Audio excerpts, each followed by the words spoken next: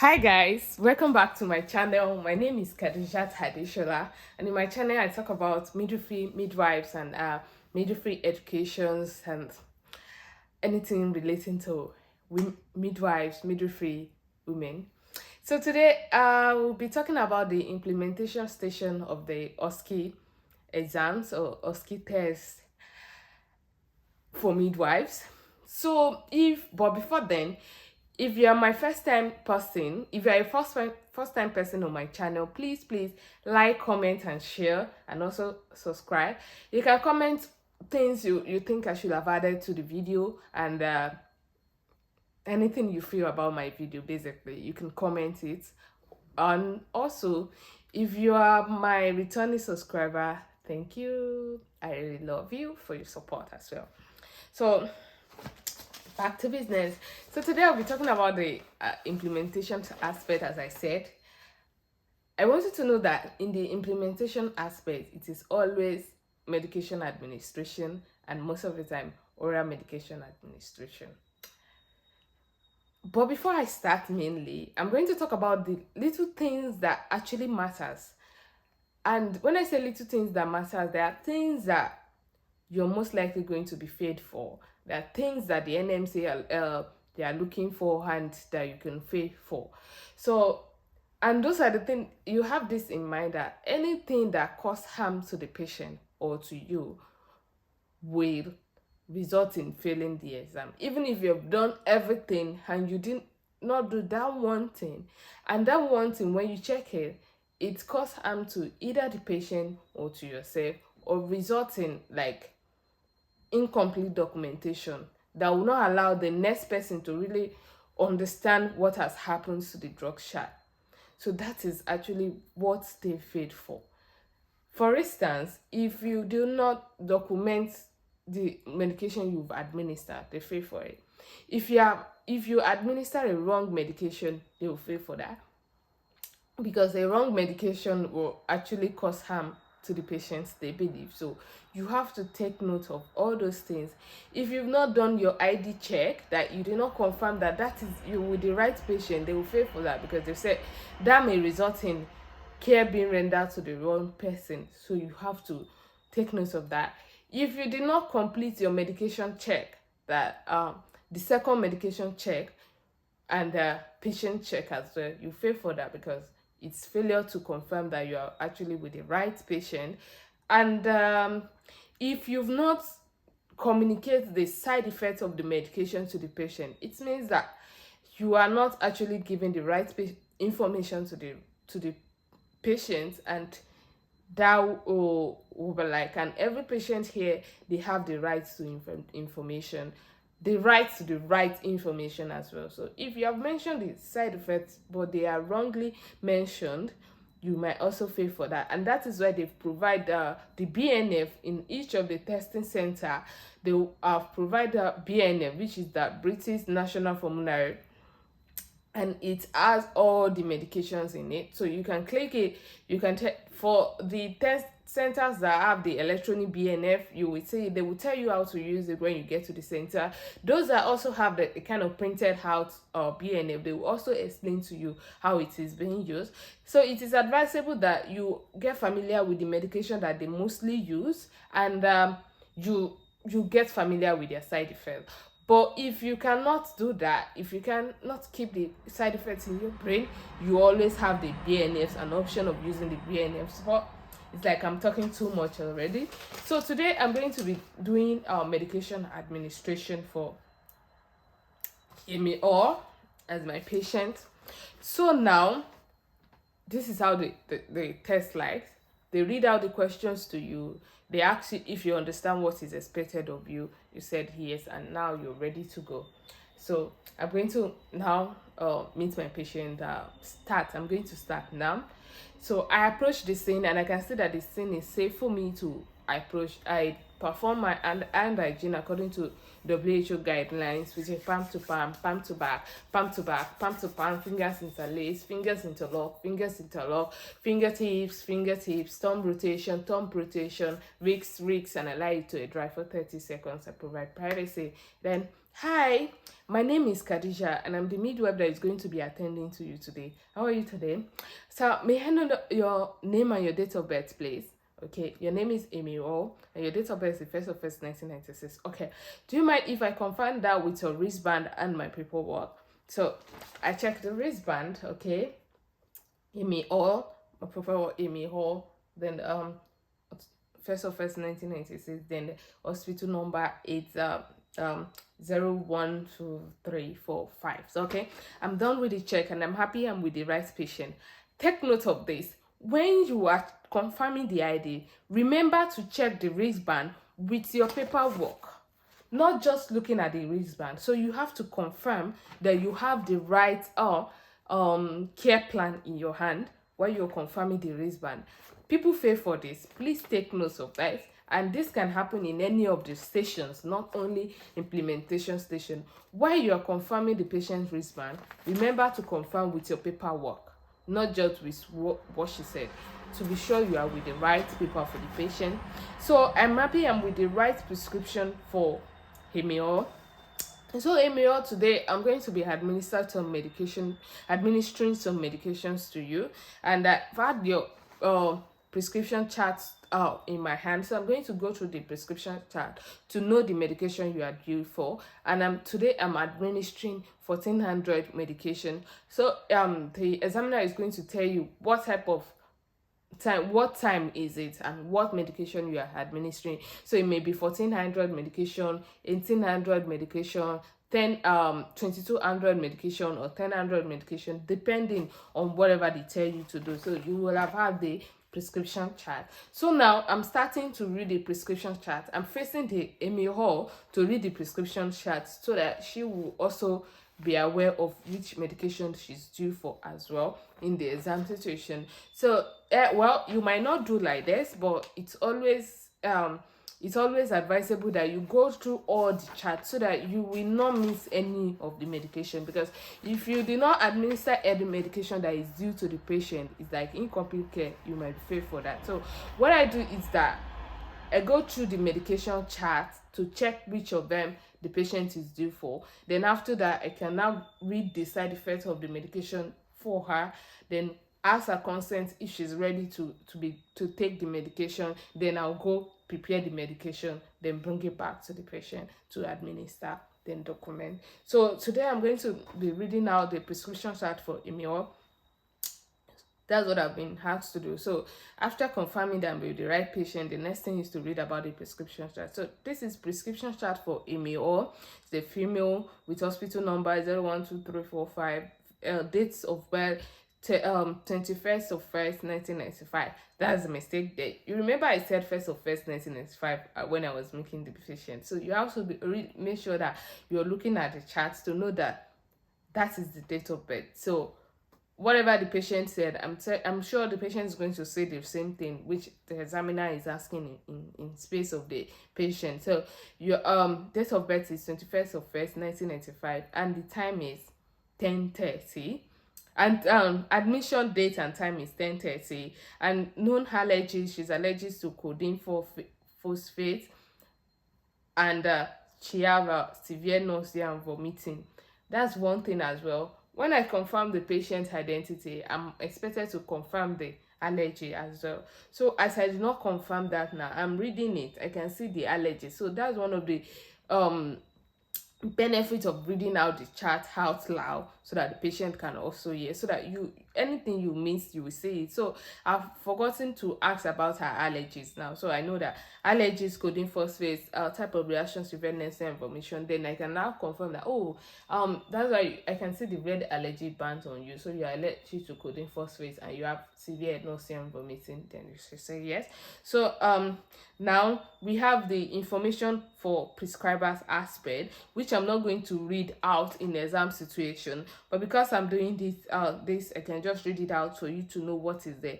For prescribers, information for prescriber means that a completely prescribed medication must be signed, must have the doctor's name and the doctor blip number, and it must be, for you to know that the prescription is valid, it must have a blip number, doctor's name, and the doctor's signature, and it must be the right medication. There must be medication there, and it must be signed. If no blip number, no doctor's name, and doctor's name, blip number, or signature, the medication is not valid, and you are not meant to administer that medication. So you need to verbalize that this medication prescription is incomplete, and I'm not going to administer it. I'm going to tell my senior midwife, and also inform the doctor to come and to like complete the medication prescription chart.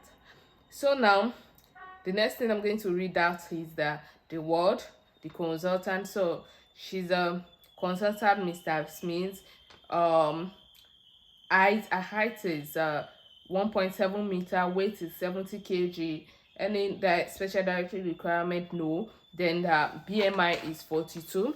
So the prescription chart for Amy Hall, female, hospital number.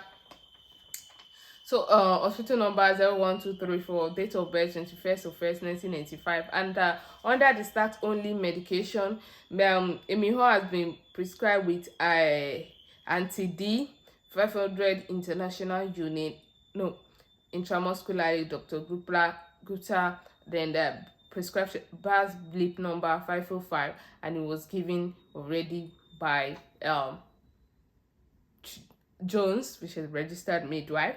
So prescribed oxygen therapy, Emil does not have any prescription under the oxygen therapy. Then as required medication, we have today drug paracetamol, dose 1 gram, route per hour, then instruction 4 to 6 hourly, prescriber Dr. Z Gupta, blip number 505. Then this medication is duly prescribed, and because it's a PRN medication, so I'm going to ask Amy Hall, are you currently having any pain?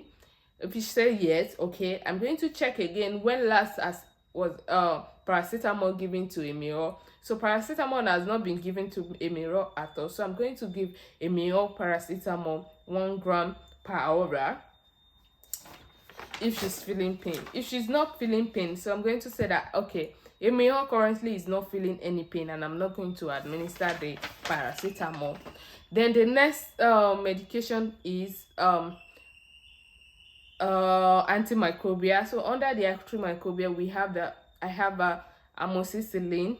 Dose is 500 milligram. Frequency TDS. Route is per hour. Duration is 7 days, and the time is at 800. It wasn't as 800 she was not given, and there was a code here which says 1. What does code 1 says? Code 1 says patient not on bed. So the code aspect on the card, on the prescription chart, is labeled code 1 to 9. So now if for any reason you are not giving any medication that is duly prescribed and is due, you have to write a code there. The code will means the reason you've not been given, the medication was not given. So code 1 say patient not on bed. When you are with the chart, you will definitely you will see it in the exam situation. So patient not on bed, this is the chart that you'll be given during the exam, and that is what I'm reading now. So patient not on bed, that's 1. Code 2 omitted for a clinical reason. Code 3, medicine is not available. Code 4, patient reviews medication. Code 5, nausea and vomiting. Code 6, illegible or incomplete prescription or wrongly prescribed medication. That's code 6 is what you put if the prescription is not complete. Code 7 is knee by mouth. Code 8 is no IV access. That's if the patient is being prescribed IV medications, you write code 8. Meanwhile, in our OSCE midwifery exam, you're never going to administer IV medication. Then code 9 is other reason. Please document. If you have any other reason why you've not given the medication, maybe they gone anything, you put code 9 or others. So now at amoxicillin 800, it was written that she was not on bed. So that's code 1. So now at 1400 now, this is 500 milligram amoxicillin. So she's due because I'm administering 1400 medication. So I'm going to be giving amoxicillin 500 milligrams to Amy Hall. Then another one medication under the antimicrobial is cefalacin. The dose is 500 milligrams. The day is today, and the frequency is BD. Route is per oral. Duration is for 7 days, and the time is 800 and 1600. So it is BD 800 and 1600. So I'm not going to give Amy or 800 and 1800. I'm not going to give the Emirol cefalacin, and also the prescriber signature and bleep number is not present. So this is an incomplete medication. I'm not going to administer it because it's incomplete. Then I can put the code illegible code 6 on it. So I'm putting code 6. It is, well, I might not even put the code 6 because it's not even due at 1400. So it's incomplete medication and it's code 6 because it is not due. So I am not writing anything there. And also you can write, you might not write, but for me I'm not writing anything there because it is not due here. So it is not my duty to write anything. So if I'm administering an 1800 medication now, then I will write 6 there, code 6 that it is incomplete. The patient is due for the medication, but it is incomplete prescription. Then Emihor does not have any other medication prescribed under this heading. So the next part is regular medication, which is ferrous sulfate. So she's on ferrous sulfate 200 milligrams tri-daily per oral, then that for 2 weeks duration.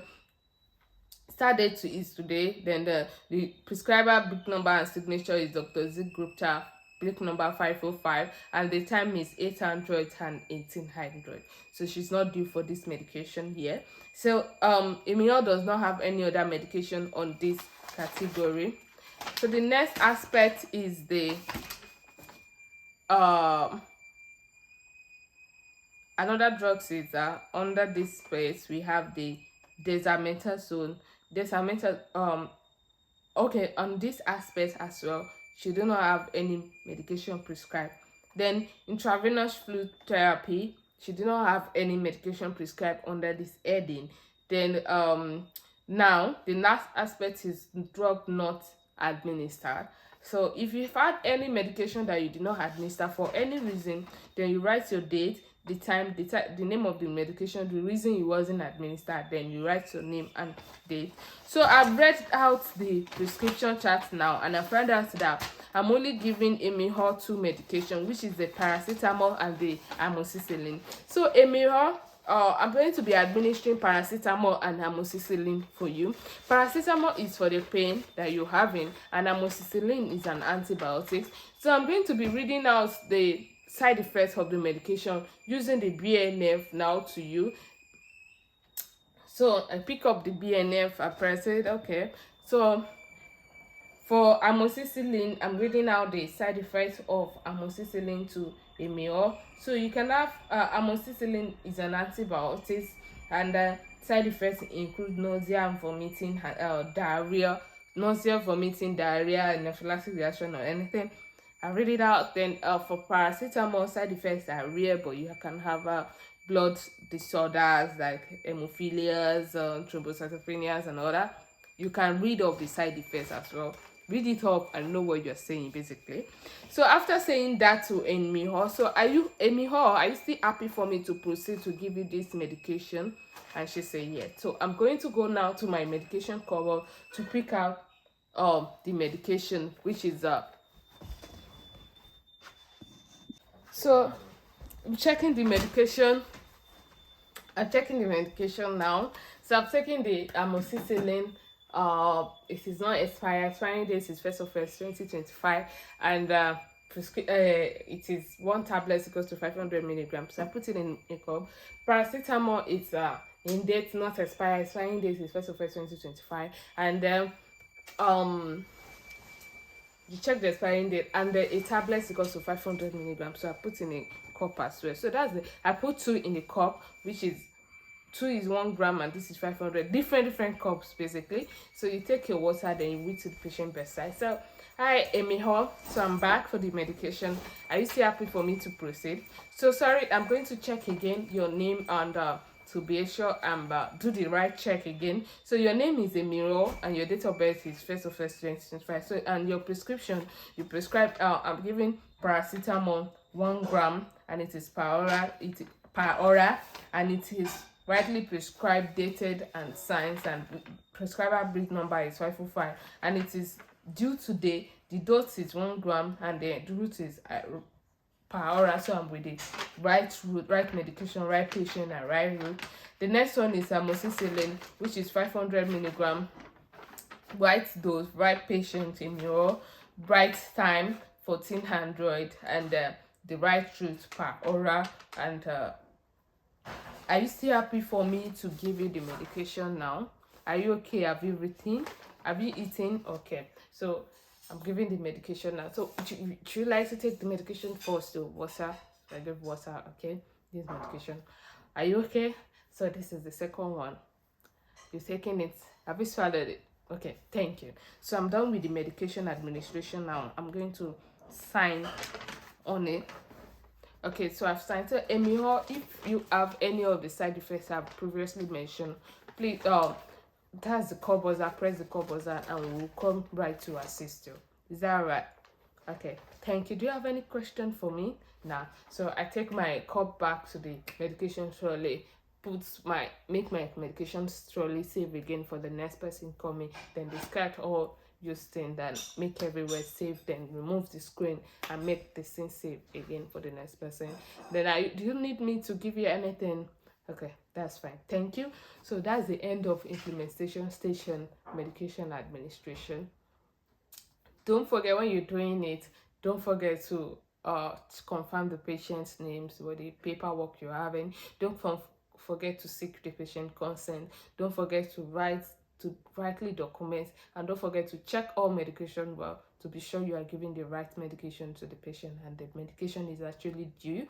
You're giving it at the right time, right dose, right route, right patient, and it's 5 right dose, right route, right date, right time, right patient, and you've given the right information to the patient and the patient has consented to the medication.